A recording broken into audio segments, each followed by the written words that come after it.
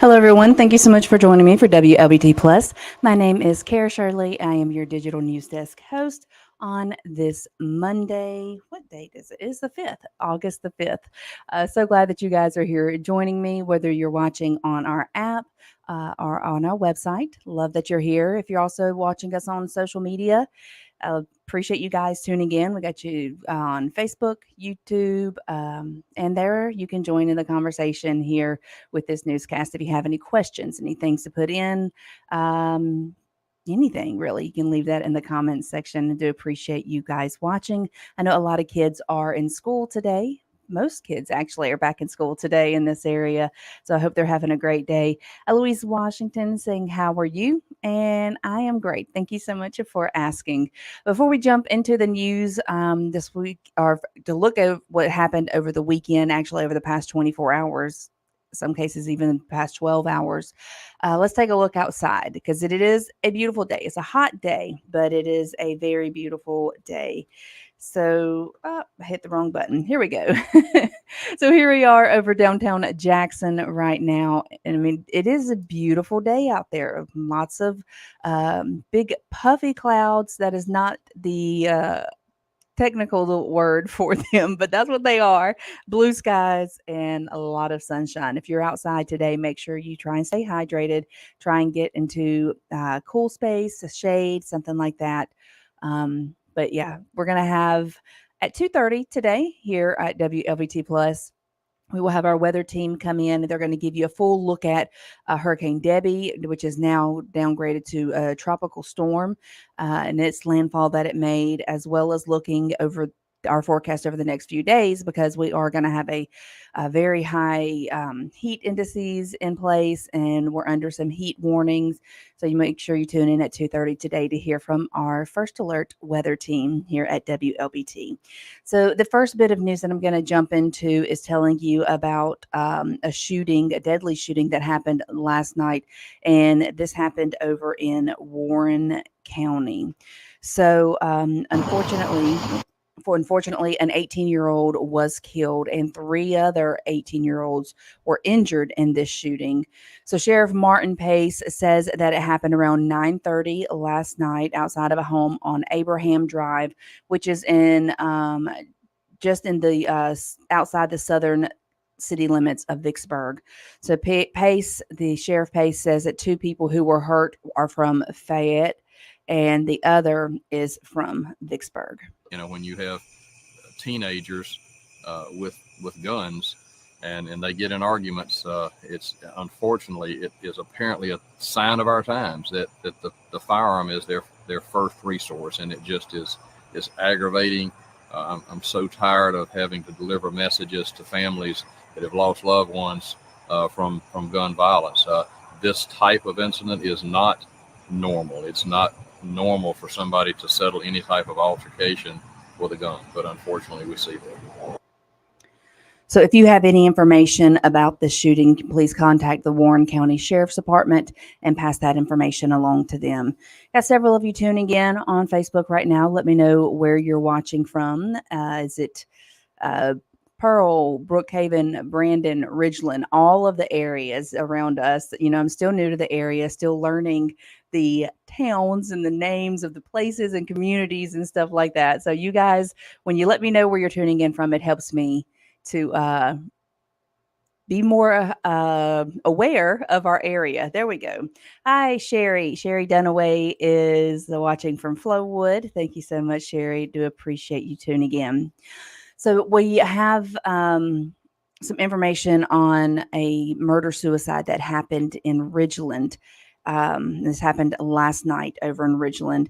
So it was on Orleans Circle, and I'm going to pull my map up real quick so you guys can see exactly where this is.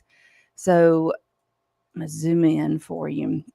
This little yellow box here, this is where the murder-suicide happened.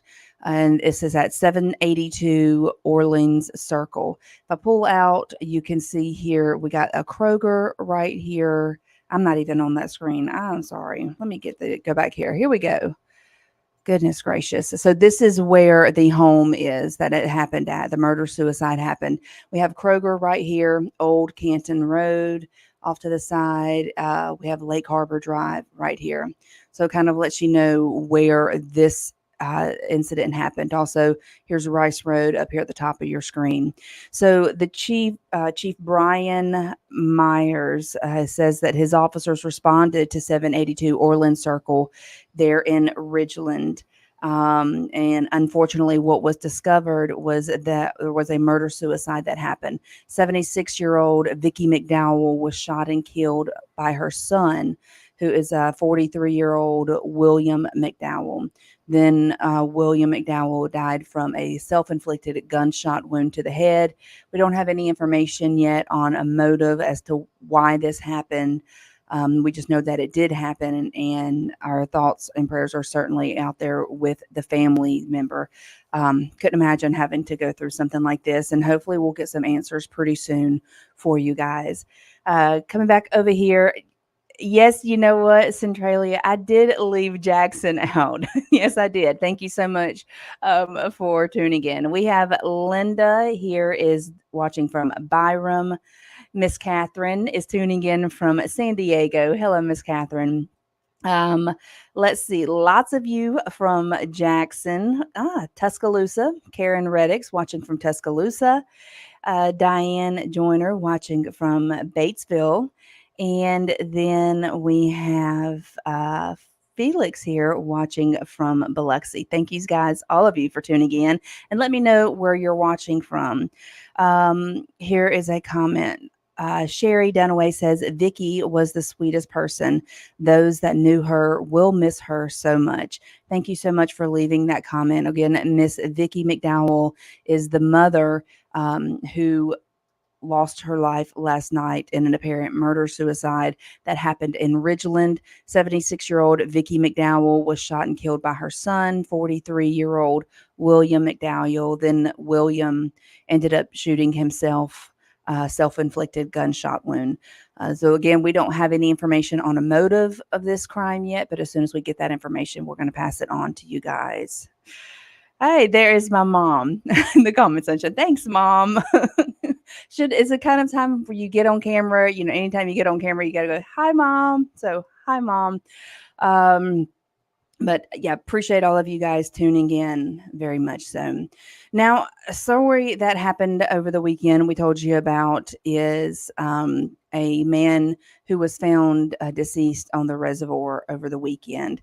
So the man's name is, he's 62 years old. Here he is, Steve Cermak.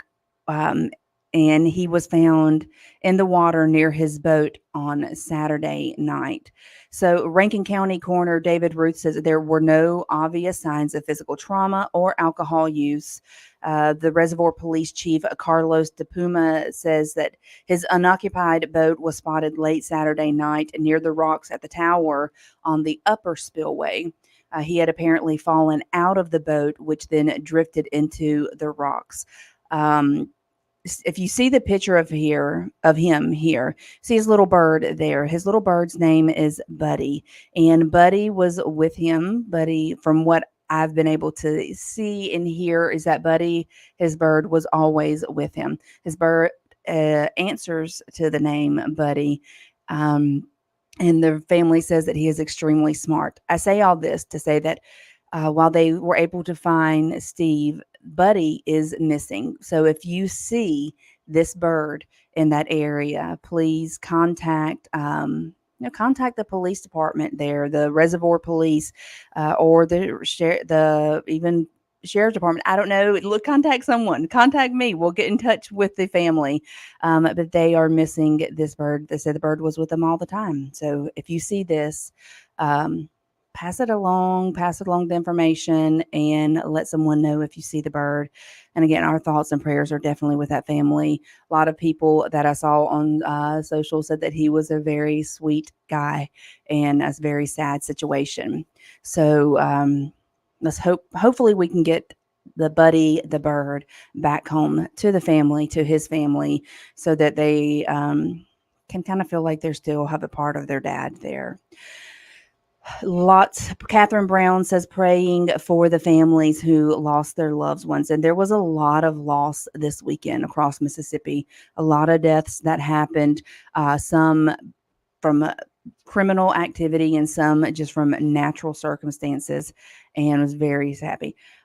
Amy saying the bird was found. Thank you so much, Amy. I did reach out to his daughter before the show and hadn't heard back from her yet. I did see a post where she said that someone was saying that the bird was found, but that it was still missing. So that's why I've said, you know what, I'm going to go ahead and air it, ask people to be looking for it. But if it was found, that is awesome. Thank you so much, Amy.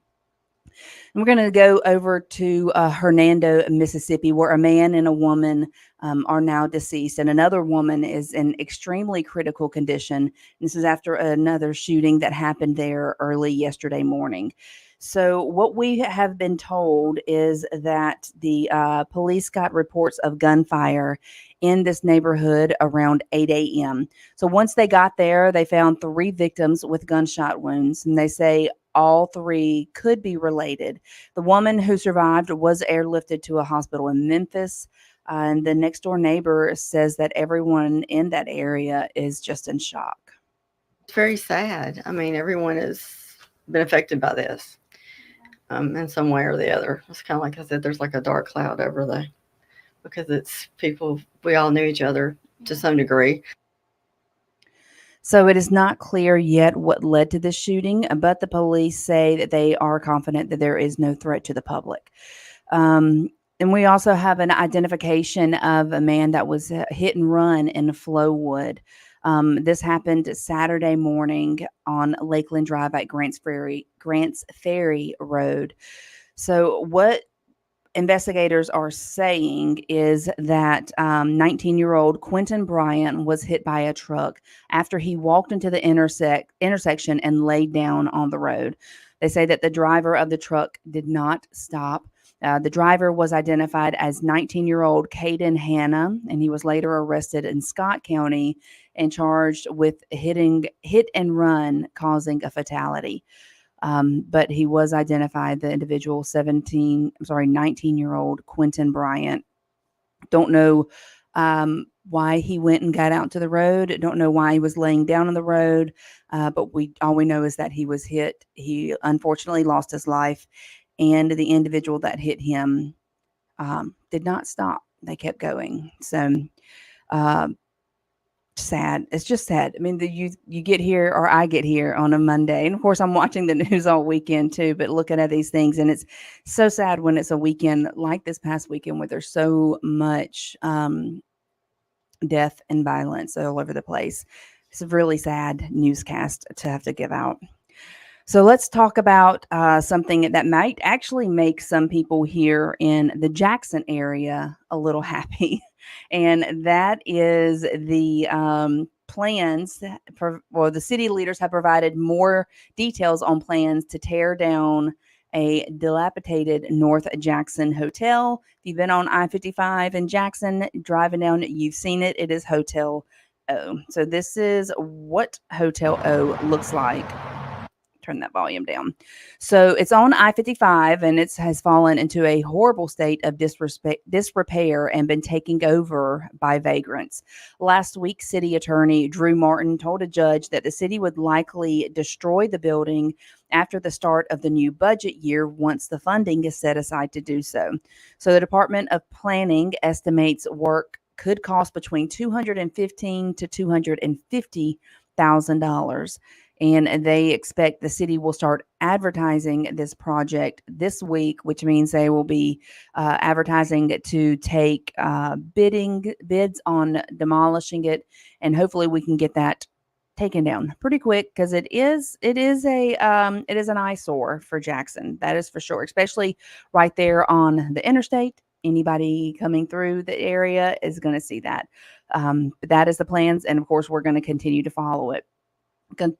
Take you to the west side of Mississippi. I had to think of my directions for a second. Telling you about a bookkeeper over there at a high school who's been arrested on one count of embezzlement. So the state auditor's office released this morning that Memory Smith, and this is her on your screen. She's a former Quitman High School bookkeeper, and she was arrested in connection with the case. She's accused of taking cash from the school activity fund and pocketing the money for her personal use. Right now, she's facing up to $5,000 in fines and 20 years if convicted. We will be following this case. The Quitman High School is near my area, my hometown. So it kind of hits a little closer, but we will definitely continue to watch that. Kim Watson is saying, is there any update on the CCID court? And Kim, I'm not sure exactly what you're referring to, but I will check into it and I will message you and let you know what I find out for you. So this past weekend, Percy Quinn State Park reopened. Now it was closed since our Three on Your Side investigation. The state of our parks, which was shined a light on the poor condition of Mississippi state parks, there have been some significant improvements. So Percy Quinn State Park over in Macomb is one of those, and hundreds of campers filed in for the grand reopening this weekend. I've been to a lot of Mississippi state parks. I've never been to Percy Quinn, but I'm definitely going to go check it out. My husband and I are big campers. We love going camping. And so I would love to go be able to check that out and see the improvements. We've gone to a lot of the Mississippi state parks and camped there. So millions of dollars went into renovating historic cabins, rebuilding a bridge to make it a 2-lane Love Lock bridge, a new camp store, and many more new state-of-the-art amenities. Campers complained when it was closed last summer before Halloween, which happens to be the most popular time of year for the camp. And a lot of campgrounds actually do a lot of things around Halloween. We made a promise at that time, two things, that we would build the park better and we would open it by all means before Halloween of the next year. And I'm proud to say that that was accomplished today and the park is now open for visitors. So you can expect many more projects at Percy Quinn State Park, including renovations of 19 historic civilian conservation corps cabins, plus a hotel and a swimming pool. Definitely going to go check that out. Now let's look ahead to some stuff that's happening here in our area. This Thursday, correctional leaders, numerous state agencies, pastors, and business owners are going to have a chance to join the Mississippi Department of Corrections to brainstorm ideas on how to support prisoners re-entering society. So panelists in 4 different groups throughout the day will discuss current obstacles that exist when prisoners attempt to return to the public and stay there. The event's going to be held at the Brandon Civic Center, and doors are going to open at 8 a.m. Registration is required. Again, that is this Thursday at the Brandon Civic Center starting at 8 a.m. and have a chance to join the Mississippi Department of Corrections to support prisoners re-entering society and after paying their dues. So if you want to be a part of that, go check it out. Also on Thursday, the Mississippi State Medical Association is going to host its annual meeting at the Refuge Hotel and Conference Center in Flowood. Medical professionals were going to speak in front of hundreds of your elected officials to discuss what legislation and funding is needed to take care of residents here in our state. Many medical experts will present from Thursday through Saturday afternoon. And then over in Pearl on tomorrow, there's a special election that is going to be held. Again, that's Tuesday, August the 6th, a special election for Alderman at Large and Pearl Ward 6 Alderman. So there's only one voting precinct for this election. It's going to be at the Pearl Community Center in their gold room. That's at 2420 Old Brandon Road. Polls will be open from 7 a.m. until 7 p.m. So make sure that you get out and vote if this is your area. Now, let's take a quick look at our forecast. Here we go. Take a quick look at our forecast just to let you know what their current temperatures are out there. And right now, as we look at our forecast, we're looking in the mid 90s here. Yeah, mid 90s. Lexington's the hottest place on the map at 96. And we're looking at 94 here in Jackson, 93 down in Macomb. Our current radar is clear. Got lots of sun out there, no rain in the forecast right now. Looking at our 12-hour forecast, you can see that again, no rain. We're going to be dropping down into the 80s, low 80s overnight. So hopefully it'll be pleasant, a little bit more pleasant outside. But again, no chance of rain. And if we look at our 7-day forecast real quick, you can see that. Look at that, 0 all the way through. Look at Wednesday. Oh my goodness, Wednesday just makes my heart hurt. That is for sure. But we got a 20% chance of rain right now on Sunday, but it's looking to be a good, dry, and hot. Good, dry, and hot forecast over the week. Again, make sure you tune in at 2:30 today here at WLBT Plus because we're going to be talking weather with Peyton Garrison and Ashley Civic. They're going to be here to talk to us about our forecast and what we can expect over the next few days. Maybe even taking a look down at the tropics. I'm not sure that it's too active for us right now. I know we do have Hurricane Debbie that did make landfall. But we're going to be talking about all of that in their weather show at 2:30 today. So I want to tell you a little special story that came out of Jones County here in Mississippi.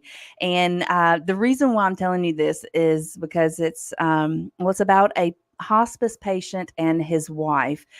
They just celebrated 25 years of marriage, and they're celebrating it by renewing their vows.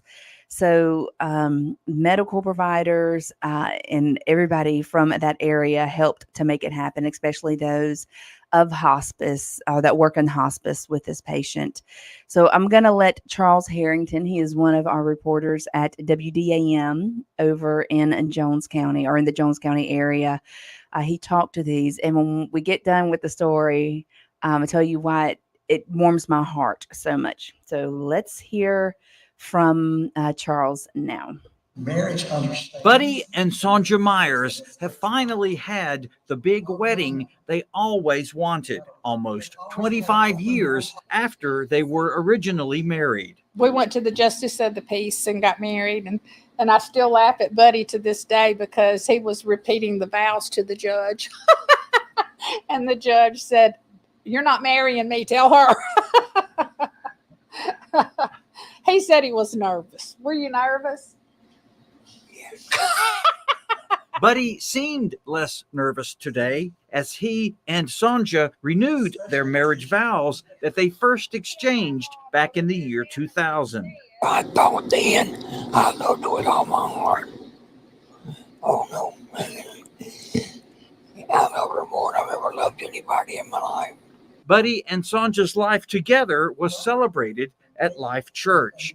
This ceremony was arranged by Comfort Care Hospice. Buddy is a hospice patient who has cancer. After I got to talking with the family and stuff, it come to me that she wanted to walk down an aisle next year at their 25th. And so I started contemplating for a little while and thinking about it. And I was like, we can make that happen a little early. Hospice is a tough situation for everybody. And there's a lot of hard feelings. And so if we can bring happiness and joy to somebody, that's why we do it. Attending the ceremony were dozens of family members, friends, and caregivers. Raven and all the people at hospice